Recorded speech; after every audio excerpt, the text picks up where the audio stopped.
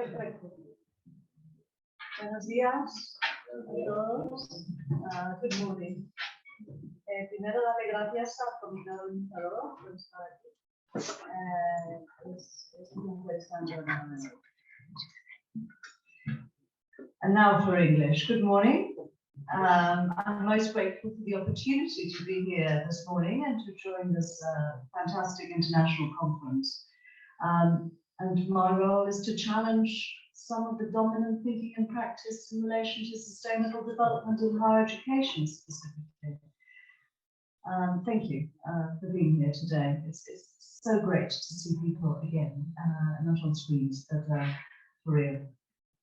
So the focus of my presentation today is Promising Futures, a decade of disruption for sustainable development.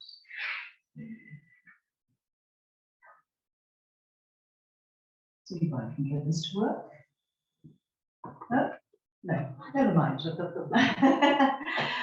I'll start by saying that today I really would like to speak about higher education and how it is entering a decade of disruption as it comes to terms with the 2030 agenda, whether it be willingly or inadvertently. Whether we use the term sustainable development or not, we are facing some really significant contemporary issues. We could use all these different terms to describe the situation we're in, but the reality is that at the heart of all of this is sustainable development. The question for me is, how will higher education specifically respond to issues that actually question the core fabric, the purpose and the business models of universities? Because whether we like it or not, that's exactly what they're doing. Will universities transition from being knowledge providers to becoming social disruptors for sustainable development? Or will they just adapt and trickle with things around the edges? Will they resist this change? Will they water down their responsibilities? That, to me, is the core question we're facing and the question of this particular presentation. It's working. I'm sure you're thinking, why use the word disruption? It's such a provocative language. Well, I explained this quite clearly in my presentation, but I'd also like to look at what disruption is and looks like in higher education and identify the signs that disruption has already begun and that it is happening in reality now. I'll also try to attempt to define what disruption means in the context of the Sustainable Development Goals and the 2030 Agenda. I will speak about transitioning higher education and what unis are and need to be doing to actually come to terms with this. And finally, identify 3 takeaway messages that we'd like to consider during the course of the conference in relation to this particular agenda. So, why talk about disruption? Why use the term promising futures? Well, a recent review of university missions and strategic plans from across the globe reveals that 86% promise a better future for its graduates and the communities that it serves. So when you look at strategic plans, you look at missions, there's this generic statement saying, we will make life better for all those who come and learn, study and work with us and those communities we're embedded in. It seems to be the rhetoric, the key agenda. Now this is critically aligned with the concept of sustainable development. We all know that the Sustainable Development Goals, which were identified in 2015 and adopted the 2030 Agenda, identifies ambitious goals that seek to end poverty, inequality, protect the planet, and of course ensure prosperity for all. Now, I'm not going to dwell on any of these because I'm sure you're very familiar with them, but what I will say is that the 2030 Agenda does not seek to increase awareness, but to change the world. And this, ladies and gentlemen, is where the problem lies. Because we seem to understand that these goals are very much about talking to others about the issues, about making students aware about the issues, And it is really not that that underpins this agenda. It's a huge mistake to consider these as thematic content. And this is what we're seeing in universities. We're seeing universities mapping exercises across the institution, looking at thematic additions to courses, putting on specialist programs to qualify in this agenda, rather than embedding the core aspects of all of this and embedding it right across the piece. Because ultimately, the SDGs are not add-ons, they are doorways for change. And we need to understand them as such. So this is why disruption comes in, because SDGs equals disruption, whether we like it or not. They are asking searching questions that shift the paradigm upon which universities and colleges are built upon. They ask questions about the way we govern ourselves, the way we organize ourselves, the way we live, the way we work, and how all of this has an impact on people and planet. Our current ways of working and living are unsustainable. We have to challenge them. We cannot just add on. Equally, the Sustainable Development Goals are all about responsibility and action. David talked about agency previously. Critical. This is not about individualism. This is not about switching off rights. This is not about recycling. This is about changing the structures upon which we live, upon which we work, the structures that determine the way in which we interact with other people and environment. We are seeking a different way forward. So please, let's understand the agenda for what it is. We need to create alternative pathways, alternative futures, and that requires disruption. There's no two ways about it. So, the sector, how has it responded to all of this? Well, it has consistently recognized that HE, the higher education sector, has an important role to play in this transition. And we can also argue, if we look at the statements and the declarations, which are multiple, that there is a very clear commitment in principle. There seems to be a generic understanding that this is important and that universities have to respond. So we don't need to spend time making the case for it, at least not anymore. What we need to focus on is the understanding that this is not greenwash, that this is not something that can be added, another layer of interest for the university, that it fundamentally questions its very ras and d'etre, that we need to go to the bottom of things. We know it's very visible in the Times Higher Impact rate, rankings, and we also know that there is a lot of work that's been done on the fringes of universities, but this is not enough.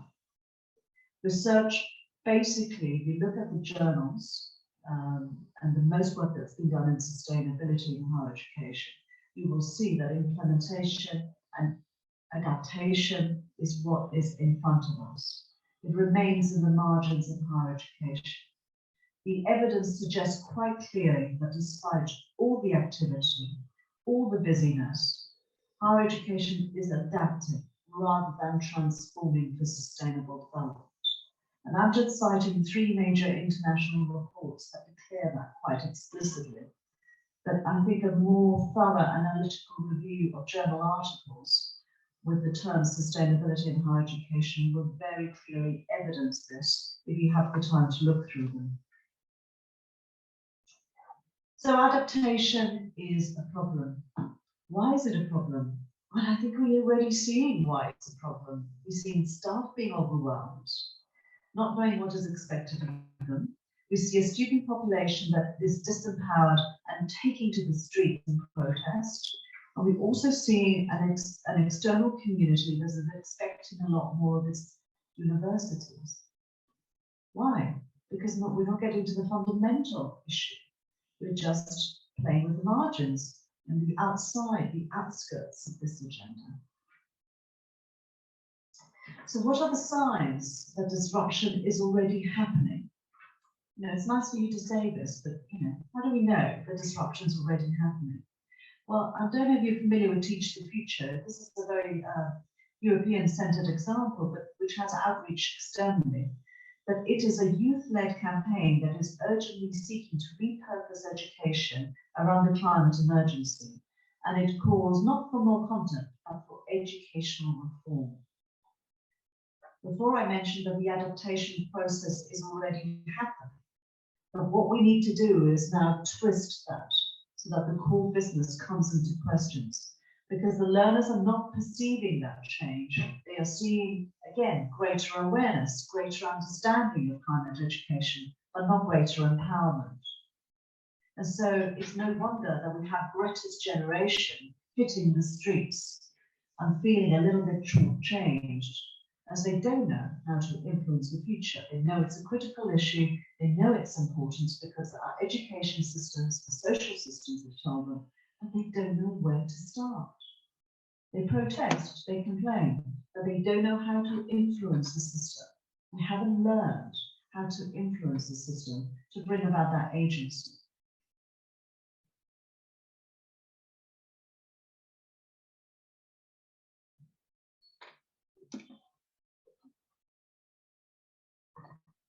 So what we're looking for is a different type of education, and we don't need any more research on it because there's been 3 decades of research on what education that empowers students looks like.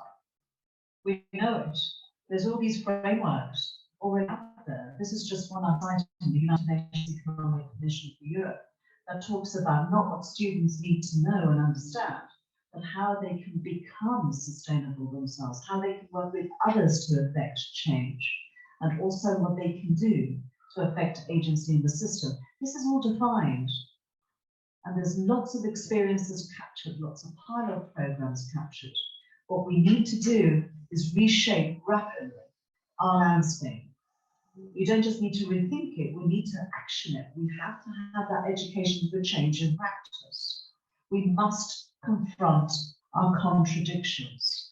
This is the bit that I think is really, really important. There's all this work. We need, yes, new resources, new pedagogies, new learning experiences, new connections between the subjects. This is rhetoric we all know. We don't need to research this anymore. What we need to research is how we bring about that change. The focus needs to be about change experiences, change for sustainability, something we're very poor in, the strategies for change. And as you're a change expert, every student, every staff member requires to develop some expertise and experience in this area. We also need to understand the contradictions that we face. I expect you all to be independent, innovative, critical thinkers who will do exactly as I say. We want empowerment, we want experience, we need to redesign our learning spaces so that we're not all facing the front. We need to change the role of the teacher and the learner.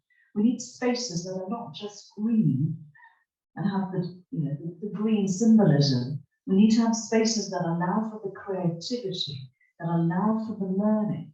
We need research on what the most effective way of changing our learning spaces and campuses are.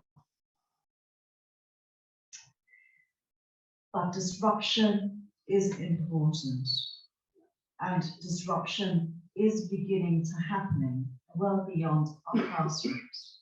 So what does disruption look like in higher education? Well, let me give you an example. One of my universities, the University of Cambridge, in 2019, removed beef and lamb from the menu and added a plant-based food options in 14 outlets, 1,500 hospitality events a year, removing unsustainable fish and reduced food waste. This has a significant impact on the carbon footprint. In fact, Andrew Bamford, who's the estates director, said, it's hard to imagine any other way in which you could have such an impact on carbon than by actually changing the food choices that students have on campus. And that was overnight. That was a decision overnight. That was a great disruptive action that was taken by the institution, which resulted in 10.5% reduction of carbon, 33% of carbon dioxide per kilo of food purchased, and 28% reduction in land use per kilo of food offered. That's quite dramatic. disruption. Students, many liked it, some didn't. It started to trigger debates, discussions about the role of food, about how important all of this was. So it resulted in having ripple effects across the campuses. But for me, the most impactful thing that universities can do, other than changing their educational experience, is this: divestment. Divestment is critical. The Australian National University has been the longest standing commitment to divestment. We have Chalmers, Glasgow, Stanford, who have been leaders in this agenda in this part of the world and in the United States. Outside of the United Kingdom, Sweden, Ireland, Belgium, Denmark, Germany, and Norway have universities that have signed to total divestment. 21 institutions at the moment across Europe. The stigmatization of the fossil fuel companies caused by divestment leads to permanent compression of the trading multiples. This poses a significant threat to the fossil fuel companies, and it causes social economic disruption. It pushes and it pushes and it pushes. It disrupts the way universities do business, and it in turn causes ripples outside of the university walls. Naomi Klein talks about this being the beginning of a new business model for higher education. It disrupts how business is done. And I do want to show a couple of the snippets that came out in the last 6 months. These are fresh, 6 months. 2021 proved to be the most important year for divestment and disruption of business models in higher education. Half of the UK universities have announced commitments in 2021-22. Manchester University has led it, but so too have been a whole bunch of other universities that have a significant impact in decarbonising its investment by 2030 or 35. But perhaps the most influential of the US universities, who have a maximum control of endowments worth $600 billion, are influencing public pensions through the de-investment or divestment of their university college funds. In fact, after protest only a few months back on the football fields and the sports pitches, Harvard eventually and its governing body declared that it would end investments in fossil fuels. The minute it did that, Boston, Cornell, Georgetown followed very, very quickly. There's lots of universities that are understanding that they are powerful in effecting change and that they need to mirror what they are talking about in their missions and statements and declarations. In total, there's 78 UK universities committing to this agenda, which is basically well over a half. We've got University College London, York, Liverpool, Exeter. They have all ditched their carbon stocks in the last year. So I think this is a very, very powerful agenda. But before we talk more about disruption, can I invite you to spend time familiarizing yourself with the disruption literature, which tends to sit itself in the business schools rather than in the education schools or the sustainability schools. If we are going to be having a decade of disruption, we need to understand it. We need to engage with it. We need to understand how we can make the most of engagement, because disruption is synonymous very much with disrupting the status quo. It is widely accepted in the disruptive circles that Clayton Christensen's 97, The Innovator's Dilemma, was the book that really brought the concept of disruptive innovation into the agenda of sustainability. And it occurs that we find a lot of stress or growing stress in stakeholders who see that the systems are dysfunctional, and they are the ones that push for this disruption. That's exactly what's happening in higher education. Stakeholders are protesting, they're complaining, they're pushing. We are in a state of disruption, whether we like it or not. The strikes, the fact that we are being asked to change our priorities. Even businesses are asking universities to rethink the way that they contribute to this agenda. There's growing stress and deteriorating performance when it comes to sustainability. There are also a lot of explicit contradictions. So to really understand disruption in this context of sustainability, it might be worth dipping into master narratives of disruption. And there's two particular ones that I would recommend. Gilding and its Great Disruption talks about the inevitability of humanity in engaging in this crisis of disruption more broadly beyond sustainability. But it also talks about how the economic change will drive a lot of the social change between this agenda. So let's stop trying to change individual behavior. Let's talk about the structures and perhaps the economic structures that can bring this disruption. Of course, there's Hegel as well, who talks about the great disruption barreling down on us and believes that we live in a world where we have the tools, the talents, and the potential to head off this massive agenda, which will bring systematic changes right across everything that we do. This is not just a short-term shock, but a persistent battle, just like we're seeing a little bit with the pandemic. We thought it would come and go. No, it has legacy. While disruption will have legacy in higher education. This is just a visual taking from the business sector, but that talks about what taking control of disruption might look like. Yes, they talk about clients. Yes, they talk about new products. If we translate that to the higher education sector, we're looking at learner choices. We're talking about changing the frames within which we operate as a business. The pandemic has pushed us already to start thinking about offerings in a different way. But we need to reconstruct what higher education is about to bring more social value to our stakeholders and not just deliver on particular priorities that we think have got economic benefit. And I think that questioning is what disruption is going to bring to the sector. And we must challenge knowledge, authority, and agency. And this particular work I recommend because it speaks about cognitive damage, and it is very particular to the sector of higher education. Universities have been and continue to be complicit in perpetuating damage through indifference to inequalities, poverty, unemployment, and so on. Our culture, our curriculum, our practices are not only not supporting sustainability, they're actually perpetuating unsustainable development. And that's the bit that I really want to emphasize today. If we do nothing, we are contributing to unsustainable development. So we really need to be considering this in a very different way. And this is where we come to the lettuce. John Grant says, you cannot put the lettuce in the window of a butcher shop and declare you're now turning vegetarian.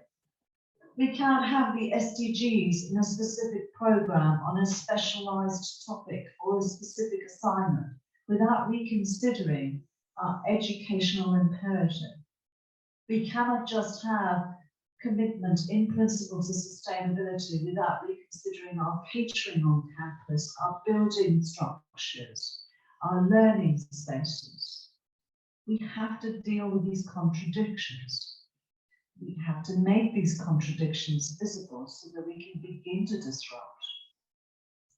I'm going to be finishing shortly, but I wanted to highlight the importance of considering whether our university and the actions that we are taking, be it as researchers, be it as learners, be it as students, reinforces the concept of universities as mirrors or as lighthouses.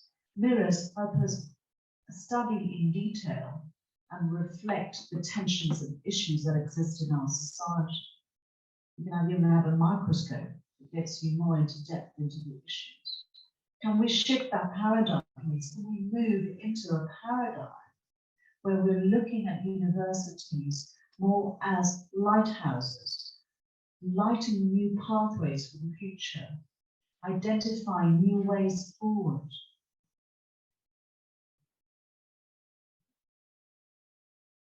And you're saying, this sounds all very theoretical. Well, it is. And it's a paradigm shift that's going to take time. But I was a cop. I was part of the presidency events at COP in Glasgow, and I came back with a significant amount of hope that there are some leaders, that there are some programs that are actually embedding this transformative paradigm at the core of their work.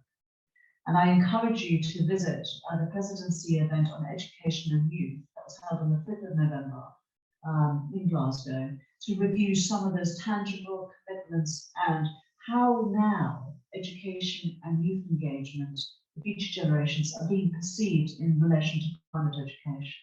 This was quite a significant and empowering moment for many of us who've been in this agenda for 30 years. So in summary, the SDGs are asking us to take a long look down the higher education corridor, not just to embrace them as add-ons. They're asking us to ask more pertinent questions. And I leave you with these 3 takeaway questions that perhaps you could consider as you listen to other presentations, as you reflect upon your work. What are the signs that disruption is already happening? How can I best support this transition? Be able to recognize, embrace, and benefit from disruption. My research, my teaching, my work, disrupting or sustaining the status quo? So finally, when I speak to higher education leaders and they talk about difficult financial times ahead, I also see the universities, the higher education institution as corks in an ocean, constantly being battered by waves of crisis. And unfortunately not changing its own destiny, but being carried away by the social economic currents. As disruptors, higher education institutions can regain not only social value, but their leadership in our community. Let's take back that control. Let's rethink. Let's re-engage. Let's empower our stakeholders to bring about that sustainable world we are all seeking. Thank you.